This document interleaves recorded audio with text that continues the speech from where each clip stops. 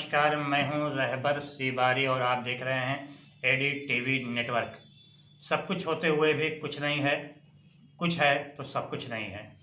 कुछ इसी प्रकार की परिस्थितियों से मौजूदा समय में निजी स्कूलों, कॉलेजों के पढ़ाने वाले शिक्षक व कोचिंग संस्थानों व शिक्षण संस्थानों के संचालक व उसमें पढ़ा रहे शिक्षक शिक्षिकाएं जूझ रहे हैं। कोरोना जैसी महामारी व बढ़ती महंगाई के चलते ऐसे शिक्षकों के समक्ष भुखमरी जैसी कंडीशन मौजूदा समय में उत्पन्न हो गई है। आर्थिक तंगी से जूझ रहे ऐसे शिक्षकों की कहीं कोई सुध लेने वाला नहीं है। लगभग 1.5 वर्ष पहले की अगर बात किया जाए तो जब कोरोना संक्रमण सामने आया और तेज़ी के साथ देश में कोरोना संक्रमण फैल रहा था, उस समय 15 मार्च को सबसे पहले एजुकेशन सेंटर को बंद कर दिया गया।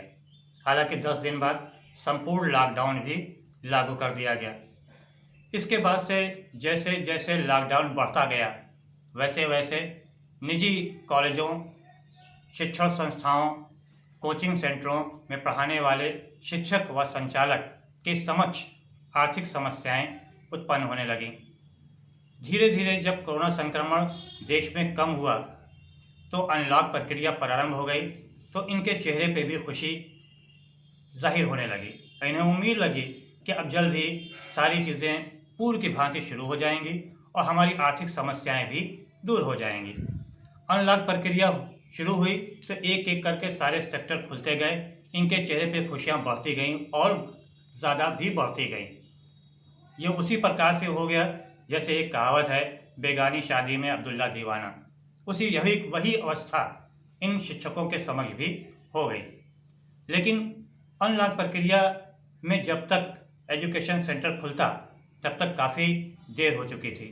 जनवरी माह में एजुकेशन सेंटर को खोला गया तो एक बार फिर से एक नई उम्मीद संबंधित शिक्षकों के समक्ष उत्पन्न हो गई कि शायद अब हमारी सारी समस्याएं दूर हो जाएं।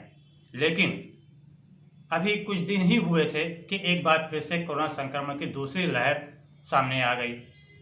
न सिर्फ समूचे देश बल्कि दुनिया में भी दूसरी लहर ने अपने कदम ले आए। नतीजा क्या हुआ कि एक बार फिर से मार्च आते आते एक बार फिर से सबसे पहले एजुकेशन सेंटर के ऊपर ही कोरोना की मार पड़ी और एक बार फिर से सारे विद्यालयों को, स्कूल कॉलेजों को, कोचिंग शिक्षा संस्थानों को बंद कर दिया गया। मौजूदा समय में आर्थिक तंगी इस कदर हावी हो चुकी है ऐसे शिक्षकों के समक्ष कि वो भुखमरी की कगार पर पहुंच चुके हैं। अब वो आवाज़ बुलंद कर रहे हैं कि हाँ, एक बार फिर से शिक्षण संस्थाओं को खोला जाए जिससे उनकी समस्याएं दूर हो सकें।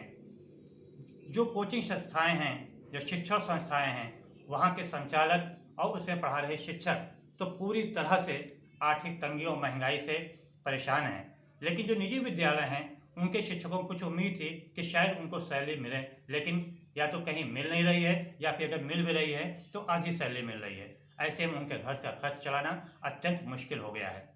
ऐसे में मौजूदा समय में ऐसे स्कूल, ऐसे कोचिंग, ऐसे शिक्षण संस्थाओं के संचालक व उसे पढ़ा रहे शिक्षकों का कहना है कि अब जबकि अनलॉक प्रक्रिया चालू हो चुकी है तो ऐसे में एक बार फिर से विद्यालयों को खोला जाए या फिर उनकी समस्याओं को निस्तारित करने के लिए उन्हें आर्थिक मदद करी जाए।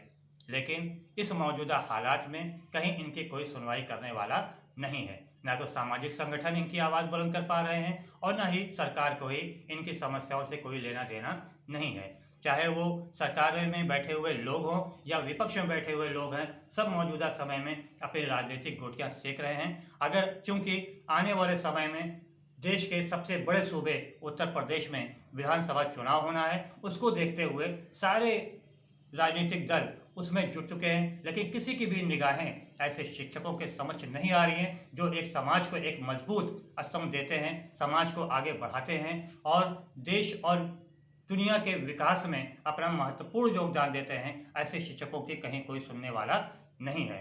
दूसरों का विकास करने वाले शिक्षक इस टाइम अपने ही विकास के लिए जूझ रहे हैं। तो दोस्तों, उम्मीद है कि आपको हमारा ये वीडियो पसंद आया होगा। अगर आपको अच्छा लगा तो इसे लाइक करें, सब और ज़्यादा से ज़्यादा सब्सक्राइब करें। धन्यवाद। जय हिंद, जय भारत।